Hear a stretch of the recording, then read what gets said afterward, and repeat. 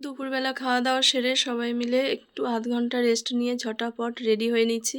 কারণ যেতে তো অনেকটা সময় লাগবে। আর আমরা যাওয়ার সিদ্ধান্তটা নিলাম একটু বেলা করে। হঠাৎ করে এই সিদ্ধান্ত না নিলে কোনো জায়গায় কিন্তু যাওয়া হয় না। আগে থেকে প্ল্যান করলে সেটা কোনোদিনই সাকসেস হয় না। আর আজকের এই দেখো হুট করেই ইচ্ছা হলো চলো যাই।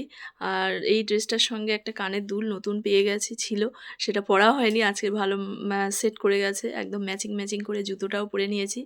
আর ইয়েতে মেট্রোতে বসেছি। বাবু এই যে কাপিবারা চাবির রিংটা বাড়ি থেকে নিয়ে নিয়েছে। মিউজিয়ামের মধ্যেও কাপিবারা দেখতে পাবে। ওই জন্য ওটার সঙ্গে ও হাতে করে নিয়েছে। এই যে চলে এসেছি আমরা ইন্ডিয়ান মিউজিয়ামে। কত ছোটোবেলায় এসেছিলাম মনে পড়ে না ঠিকমতো আমার বাবার সঙ্গে। তো বাচ্চাদের 20 টাকা করে টিকিট আর বড়দের 75 টাকা করে। বাবুর 20 টাকা টিকিট নিল। আর এর মধ্যে ফটো তোলার জন্য আবার এক্সট্রা 60 টাকা দিতে হলো।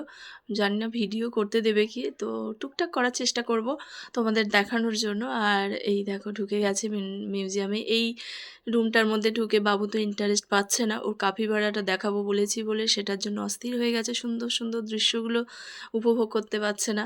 তারপরে এই যে ওর জন্যই বায়না করছে কখন তোমরা এই মানে কাপিবারা যেখানে আছে সেখানে নিয়ে যাবে। ওই জন্য এখানে চলে এসেছি।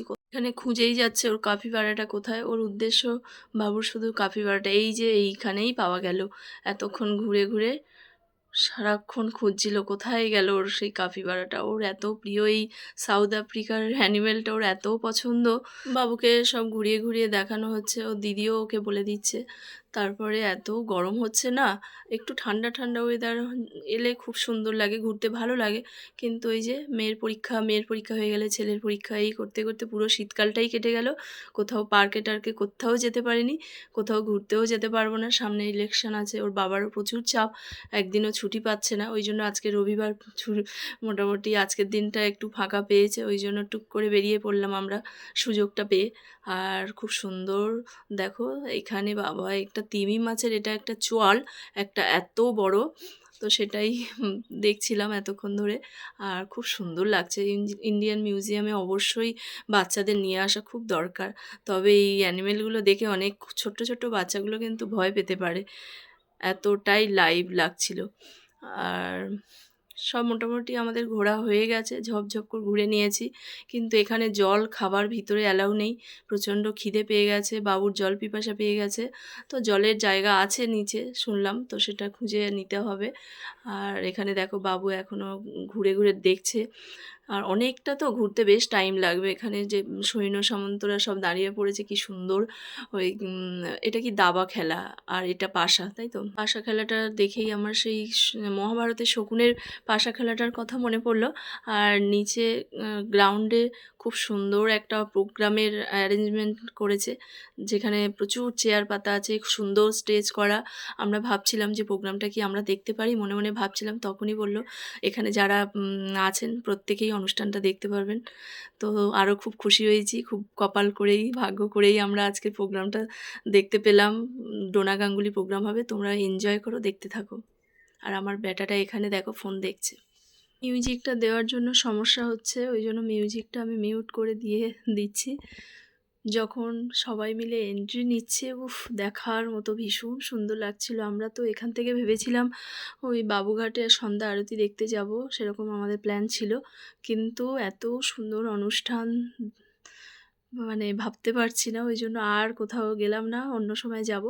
আর এত সুন্দর অনুষ্ঠান তো আর দেখার সুযোগ পাবো কি জানি না। আজকে পেয়েছি যখন, কপালে আছে যখন, এটা উপভোগ করি।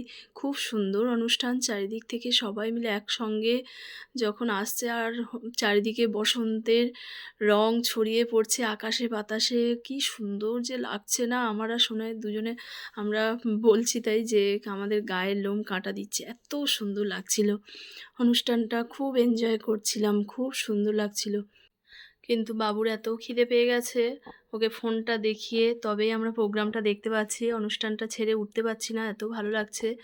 আর সেই আমরা দুপুরে খাওয়া দাওয়া করে এসছি, কিন্তু এর মধ্যে তো ঢোকার আগে খাওয়ার প্রয়োজন হয়নি। আর মিউজিয়ামটা দেখতে দেখতে তো একটু বেলা হয়ে গেছে। তারপরে আবার প্রোগ্রাম দেখতে শুরু করেছি। বাইরে মনে হয় যেন একটু চা বিস্কিট খেলে ভালো হতো, বাইরে বেরিয়ে অন্তত কিছু একটা খেয়ে ঢুকলে ভালো হতো, কিন্তু বাইরে গেলে এখন আর নাকি আমাদের ঢুকতে দেবে না। তো এই জন্য বের হতে পারছি না, এদিকে প্রোগ্রাম ছেড়ে উঠতে পারছি না। এত সুন্দর প্রোগ্রাম, অনুষ্ঠানটা আরেকটু দেখি করে উঠতে পারছি না। ওর বাবা বলছে চলো এবার চলে যাই, বাইরে গিয়ে খাওয়া দাওয়া করতে হবে। অনেকক্ষণ খিদে পেয়ে গেছে আমাদের, বাইরে যাব, রেস্টুরেন্টে খাওয়া দাওয়া করে তারপরে বাড়িতে যাব। আজকে আমাদের বাড়ি ফিরতে তো অনেকটা রাত হবে, 10টা 10:30 বাজবে। আর এই দেখো, তোমরা যেন ভুলে যেও না লাইক কমেন্ট করতে আর ফলো করতে। এখান থেকে তো আমার বের হতে ইচ্ছা করছে না আজকে।